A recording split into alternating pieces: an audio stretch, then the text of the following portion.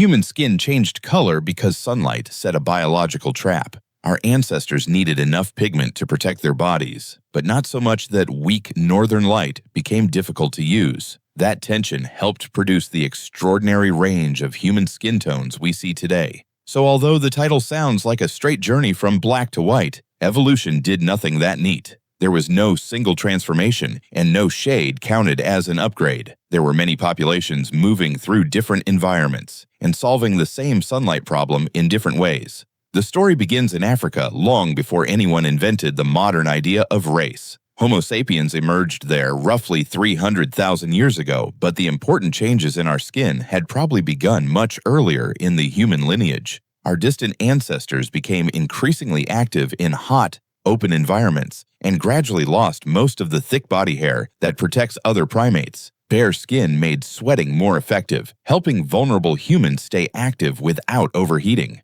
Unfortunately, removing the fur also removed a very useful roof. Skin that had once been shaded was now exposed to intense ultraviolet radiation near the equator. Our primate relatives generally have lightly pigmented skin beneath their fur, so early hair loss probably created a powerful new pressure for protection. Over many generations, strongly pigmented skin, rich in a dark form of melanin called eumelanin, became the ancestral condition in humans. The exact timing remains debated, but genetics, comparative biology, and UV geography support this broad picture. The earliest Homo sapiens were therefore probably darkly pigmented. Although black is a modern social label, melanin is produced by cells called melanocytes and packaged into tiny structures called melanosomes. People with different skin tones do not simply have completely different kinds of skin cells. Much of the visible difference comes from how much melanin is produced, what type is produced, and how those melanosomes are distributed and broken down. Eumelanin behaves less like paint and more like a living filter. It absorbs and scatters ultraviolet radiation before that energy can reach vulnerable tissue, while also helping control some of the chemical damage sunlight can trigger. That protection mattered under powerful tropical UV. Sunburn and DNA damage matter, but skin cancer alone cannot explain dark pigmentation because many common cancers appear after reproduction.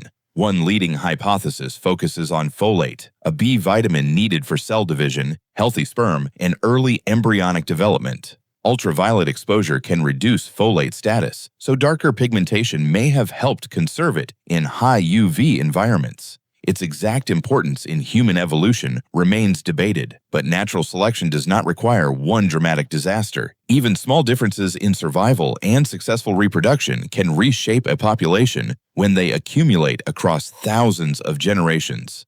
Evolution never asks what looks fashionable, it only counts descendants. Then some human populations began expanding beyond Africa and into very different skies. As groups moved through Southwest Asia and farther into Eurasia, many encountered lower and more seasonal levels of ultraviolet radiation. At higher latitudes, sunlight reaches the ground at a shallower angle, travels through more atmosphere, and provides much less useful UVB during parts of the year. The cold did not bleach anyone. The changing UV environment altered the biological calculation. UVB is important because human skin uses it to begin producing vitamin D. Vitamin D helps the body absorb calcium and phosphorus, supports normal bone development, and contributes to several other physiological systems. Severe deficiency can cause rickets and weakened bones, potentially affecting survival and reproduction. Strong pigmentation remained excellent protection against intense UV, but in a low UV environment, it could also reduce the limited UVB reaching deeper skin layers. That did not make dark skin an automatic death sentence in the North. Diet, clothing, shelter, season, behavior, and differences in vitamin D metabolism could all change the outcome. Still, where UVB was scarce and food supplied too little vitamin D, variants associated with lower constitutive pigmentation could provide an advantage. No individual walked north and slowly changed color during a lifetime. Instead, children inherited slightly different combinations of pigmentation variants. If one combination worked a little better in the local environment, its carriers might leave slightly more surviving descendants. Generation after generation, or the frequencies of those variants could rise until the population looked different from its ancestors. Natural selection changed the population, not the skin of a traveler. This is also where the simple black to white story breaks apart. Skin pigmentation is influenced by many genes, not one switch with two settings.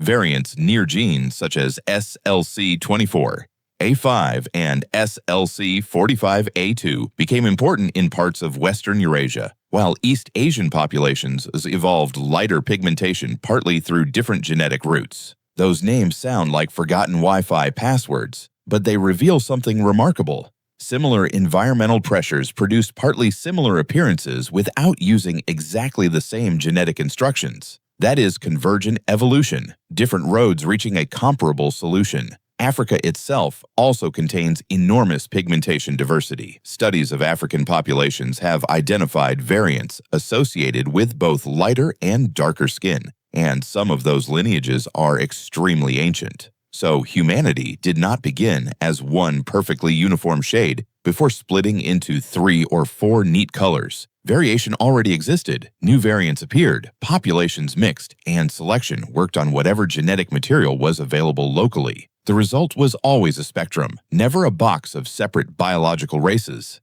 Ancient DNA has made the European part of the story even stranger. Genetic evidence from ancient European hunter-gatherers shows that pigmentation combinations changed through time and varied between regions. A roughly 7,000-year-old hunter-gatherer from La Bretagne in Spain carried ancestral versions of several skin pigmentation genes and probably had relatively dark skin, while genetic evidence also suggested blue eyes. That combination feels surprising only because recent populations taught us to associate those traits with each other.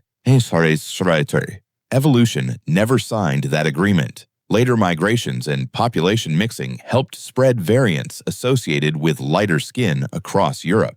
Ancient genome studies indicate that some influential variants rose at different times, with selection continuing through the farming era and well into the Holocene. This means pale skin did not appear the moment modern humans stepped into Europe. For thousands of years, the continent held populations with combinations of skin, hair, and eye traits that are uncommon there today. The past was not a faded version of the present. Food complicated the picture again. Populations eating vitamin D-rich fish or marine mammals could obtain more of the nutrient without relying entirely on weak sunlight. That may help explain why some northern peoples did not evolve the extremely light pigmentation predicted by latitude alone. Later, the spread of farming changed diets and moved large populations, altering both nutrition and the genetic landscape. Sometimes adaptation arrived through DNA, and sometimes it arrived on a dinner plate. Usually, it was an untidy mixture of biology and culture. This is why skin color follows ultraviolet radiation better than it follows temperature, yet never forms a perfect map.